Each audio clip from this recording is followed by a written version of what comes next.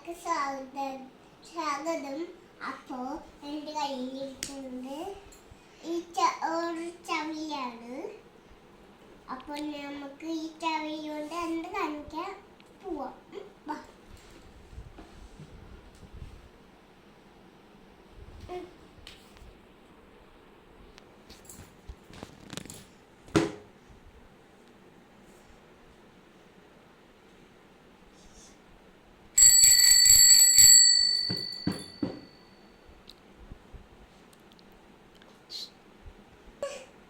കഴിഞ്ഞിട്ടില്ല.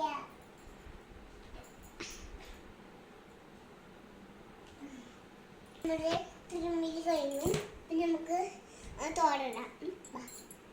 ഇങ്ങനെ തോരടാം.